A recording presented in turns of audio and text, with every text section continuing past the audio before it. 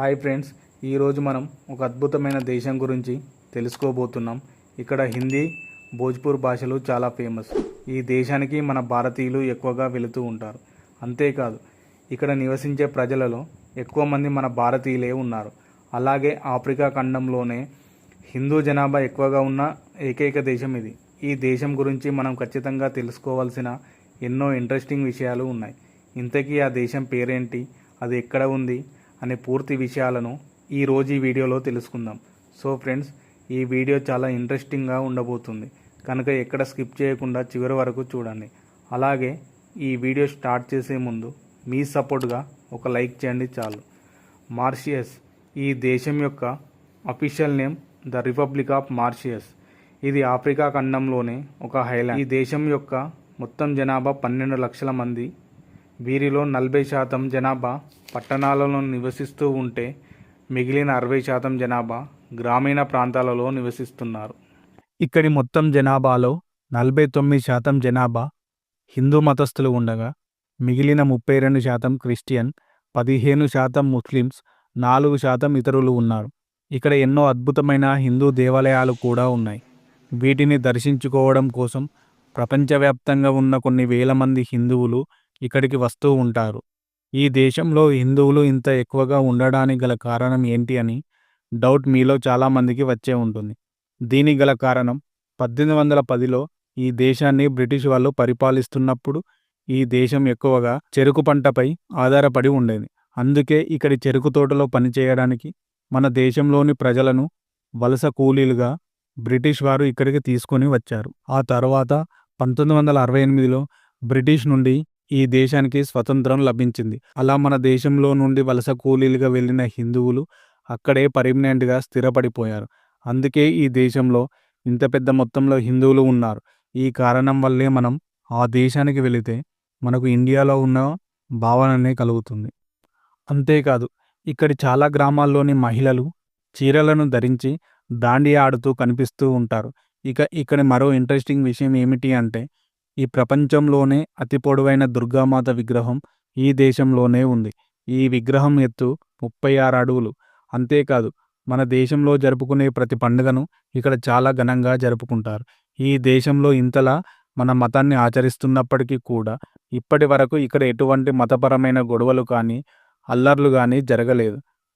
ఈ ప్రపంచంలోని ఎటువంటి అఫీషియల్ లాంగ్వేజ్ లేని దేశాలలో ఈ దేశం కూడా ఒకటి.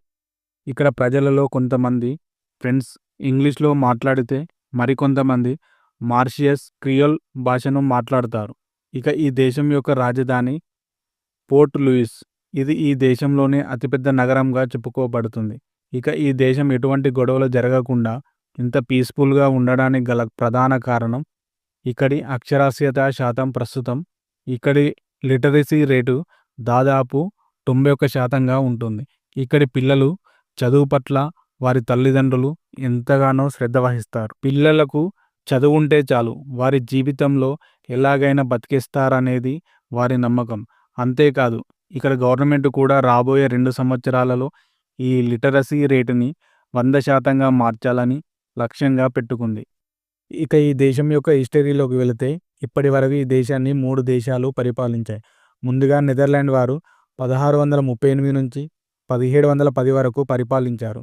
ఆ తర్వాత ఫ్రాన్స్ వారు 1715 నుంచి 1810 వరకు పరిపాలించగా చివరగా 1810 నుంచి 1968 వరకు ఈ దేశాన్ని బ్రిటిష్ వారు పరిపాలించారు. ఈ దేశంలో చెరుకు పంటను అధిక మొత్తంలో పండిస్తారు. అందుకే మనకు ఈ దేశంలో ఎక్కడ చూసినా కానీ చెరుకు పంటలే దర్శనమిస్తాయి.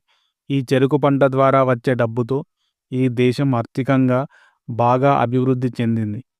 ఈ దేశానికి అన్ని వైపుల సముద్రం ఉండటం వల్ల ఇక్కడి ప్రజలు ఫిషింగ్ని కూడా ఎక్కువగా చేస్తూ ఉంటారు. అంతేకాదు, అలా పట్టిన చేపలను దేశ విదేశాలకు ఎగుమతి చేస్తూ ఉంటారు. ఈ ఫిష్ ఎక్స్పోర్ట్ కూడా ఈ దేశానికి ఒక సోర్స్ ఆఫ్ ఇన్కమ్గా అని చెప్పవచ్చు. ఈ దేశంలో టూరిజం ఇండస్ట్రీ కూడా శరవేగంగా అభివృద్ధి చెందుతూ ఉంది.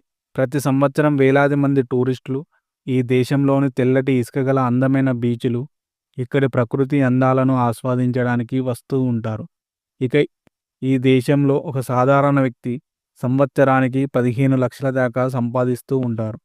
ఇది మన భారతీయులతో పోలిస్తే 3 రెట్లు ఎక్కువ. ఇక్కడి వారిలో ఎక్కువ మంది హోటల్ బిజినెస్ ద్వారానే డబ్బు సంపాదిస్తూ ఉన్నారు. అంతేకాదు ఈ దేశ వంటలు కూడా చాలా రుచికరంగా ఉంటాయి. ఈ దేశ ప్రజలు ఫేవరెట్ డిష్ వచ్చేసి దాల్ పూరి. ఇక్కడి వారు రైస్ చాలా తక్కువగా తింటారు. ఈ దేశ ప్రజలు చాలా హెల్తీగా ఉంటారు. దీనికోసం వీరు రోజులో 1 గంట సమయమైనా ఎక్సర్సైజ్ కోసం కేటాయిస్తారు. ఇక ప్రపంచంలోనే అందమైన బీచ్లలో ఈ మారిషస్ కూడా ఒకటి. ఇక్కడ తెల్లని ఇసుకతో కూడిన బీచ్లు పర్యాటకులను ఎంతగానో ఆకర్షిస్తాయి. అందుకే చాలామంది కపుల్స్ తమ హనీమూన్ కోసం ఈ మారిషస్ దేశానికి వెళ్తూ ఉంటారు. ఇక్కడ కనిపించే డూడో బర్డ్స్ వల్ల ఈ దేశం చాలా ఫేమస్ అయింది.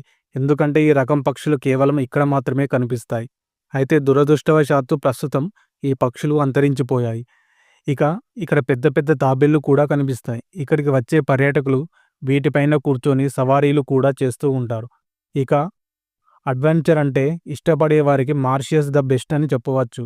ఎందుకంటే ఈ దేశం అనేక రకాల స్పోర్ట్స్ ఈవెంట్కి చాలా ఫేమస్. ఇక ఈ దేశానికి వెళ్ళాలంటే ఎటువంటి వీసా అనేది అవసరం లేదు. ఈ దేశంలో మనం 1 వీక్ స్పెండ్ చేసి అన్ని తిరిగి ఫుల్గా ఎంజాయ్ చేయడానికి మినిమం 1,00,000 నుండి 1,50,000 వరకు ఖర్చు అవుతుంది.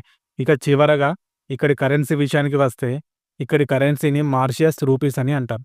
ఇది ఒకటి మనకు ₹1.89 సమానం.